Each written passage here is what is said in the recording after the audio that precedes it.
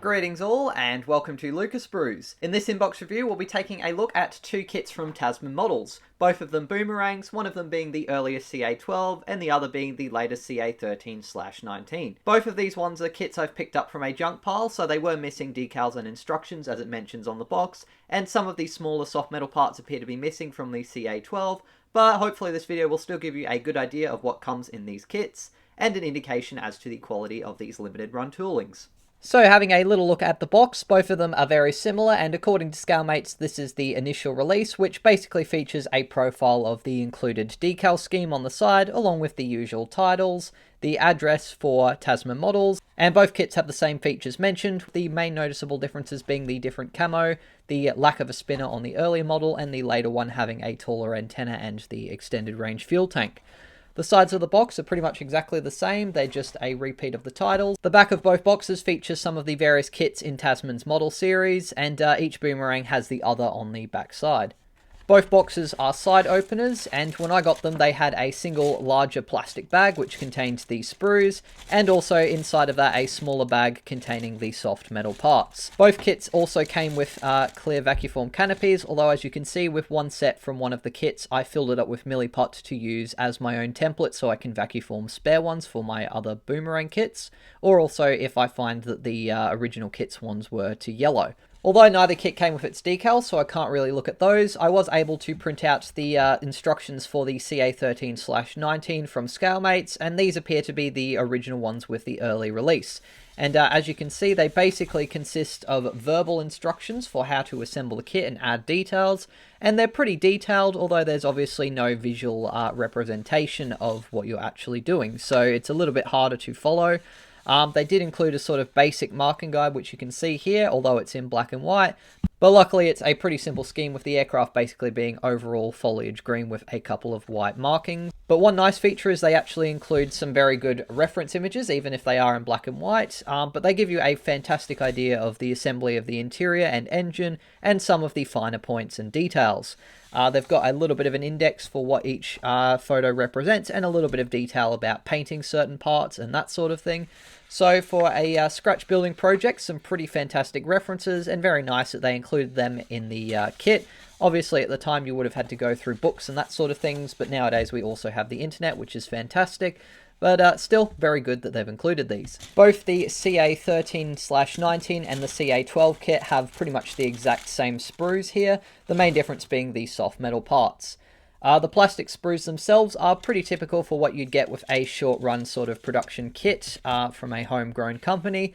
We've got recessed details for all of the panel lines and those sorts of features, although all of them are very soft, and as you can see the quality of the moulding is reasonably poor, with a lot of cleanup going to be required, especially on the inside, but also a little bit on the outside as well. They've done a decent level of detail with various features such as the access hatches and even the grab handles and sort of footwells that you'd use to get into the cockpit being represented, and all of the panel lines around the engine cowling and fuselage look pretty good.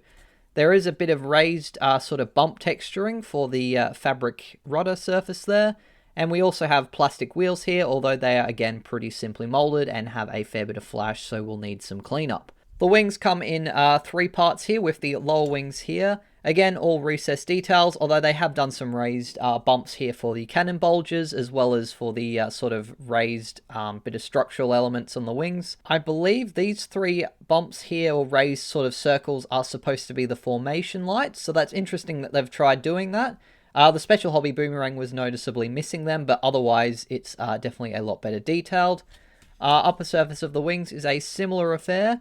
They've done a few raised bumps for things like the little nav lights here, although there's a few nasty imperfections sort of running along this recess line towards the tip of the wings, and a fair bit of flash on the edges. There's also a lot of flash between the sprue sort of runners and the parts here, so that's going to need a lot of cleanup. In fact, you're probably going to kind of have to hack the part off of the sprue. The underside of the top wings has part of the flaps and the ailerons molded to them, along with the nav light there. Again, there's some pretty nasty imperfections in that similar sort of spot towards the tip of the wings, especially on the right side of this wing. I think both wings are pretty similar in terms of their quality, so it looks like that might have been a slight issue with the tooling, where both of these different kits have come out with the same imperfections. I also forgot to mention there's a seat on the main sprue here, although it's pretty basic. Our horizontal stabilizers are the only other plastic parts that are included, and again they've got some recessed details and some raised ones for the sort of fabric texturing there. They've done a nice job on some of them, but on others there's some pretty nasty imperfections, and the sort of recessed panel lining is so weak it's not even really there, so it's going to need a bit of rescribing and a lot of sanding and cleanup. In terms of canopies, I reckon that the Tasman Model Boomerang might still technically be a little bit better than the Special Hobby one. Personally, when it comes to canopies like the Boomerang, where there's a lot of curved shapes, Vacuform ones are a lot better. As you can see, there's hardly any distortion really of my finger through the canopy framework, and the clarity on them is really quite good, even though there is a very subtle texture on them. When I've made copies using the other set of Falcon Vacuform canopies filled with milliput as a sort of buck, the quality hasn't been quite as good. You can see that the framework is a lot softer and sort of blends a little bit more in, but still pretty good, and I reckon it's a lot better than using any of the plastic kit ones, especially because you also now have the option to cut the canopy and have it in the open position, which is a feature lacking in the Airfix and Special Hobby kit. Both kits rely very heavily on soft metal for the finer detailed parts. They're pretty similar in both kits, with the main difference being the earlier model has a sort of basic propeller hub without the spinner that the later one does, and the later kit also comes with the belly tank. I'm probably not going to be using any of the soft metal parts because obviously I've got the 3D printed ones, which I had a closer look at in my Special Hobby unboxing. But you can see we've got details here such as the engines, which are probably better than what they could have done with the plastic molding they had, but definitely not as sharp and detailed as the resin ones I have, or some of the more recent plastic kits we've gotten. We've also got details like the tail wheel here, which is reasonably basic and has quite a few nasty sink marks on it. We've got our exhausts there, which are very shallow and very softly detailed. The drop tank itself doesn't look too bad, although it does appear there's a few bits of flash or some sort of seam line on the metal here from the molding process. We've got our propeller blades here, which don't look too bad, although they're individual, so it would be a little bit of a pain to line them up. I'm not super familiar with what kind of glue you'd probably use with this. I'd imagine probably super glue or something like that. The propeller spinner on both are, again, not super cleanly done, and the details are a little bit vague. Plus, on the spinner model, there's a rather nasty seam line down the middle. Our cannon barrels have a little bit of detailing in them, but nothing too crazy.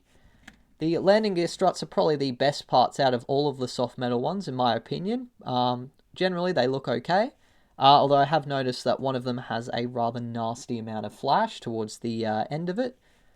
The landing gear doors aren't too bad, really. They're kind of nice and thin, although you can definitely get thinner ones with plastic or 3D printing.